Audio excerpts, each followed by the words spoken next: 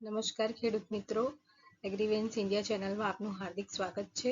આજે આપણે જોઈશું પાક રક્ષણ હેતુ ખેતરની ફરતે તાર ફેન્સિંગ બનાવવાની યોજના વિશે.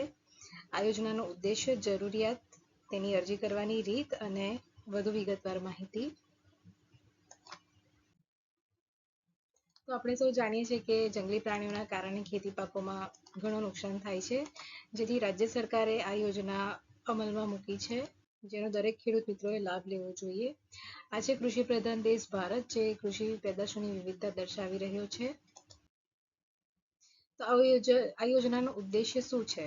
તો ખેડૂતોના પાકને રક્ષણ, વન્ય પ્રાણીઓથી સુરક્ષા, કૃષિ પેદાશોનો બગાડ અટકાવવો, ઉત્પાદનમાં વધારો અને ખેડૂતોની આવકમાં વધારો. આ યોજનાનો લાભ લેવા માટે પાત્રતા શું હોવી જોઈએ? તો જે ખેડૂત છે તેઓ પાસે જૂથમાં ઓછામાં ઓછા 2 હેક્ટર વિસ્તાર જમીન હોવી જોઈએ.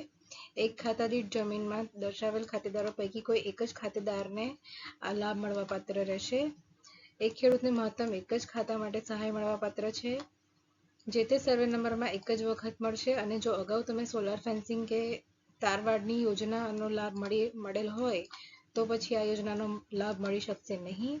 જે જમીન પર ખેતી થતી હોય તેવી જમીન પર ફેન્સિંગ કરવાની સહાય મળવાપાત્ર છે, અને જંગલ વિસ્તારમાં સમાવિષ્ટ ખેડૂતોએ વન અધિકાર પત્ર રજૂ કરવાના રહેશે. તો આ યોજનાનું સહાય ધોરણ છે રનિંગ મીટર દીઠ ₹200 અથવા ખરેખર થનાર ખર્ચના 50%, બેમાંથી જે ઓછું હશે તે. આની અરજી કરવા માટે તમે આઈ ખેડૂત પોર્ટલ પર જઈને અરજી કરી શકો છો, અથવા તો તમે તમારા સંબંધિત ગ્રામ સેવક, વિસ્તરણ અધિકારી અથવા જિલ્લાના ખેતીવાડી અધિકારીશ્રીનો સંપર્ક કરીને પણ આ યોજનાનો લાભ લઈ શકો છો. આ છે આઈ ખેડૂત પોર્ટલ, જ્યાં તમે લાભાર્થીની નોંધણીવાળા વિભાગમાં જઈને તમારી અરજી નોંધાવી શકો છો.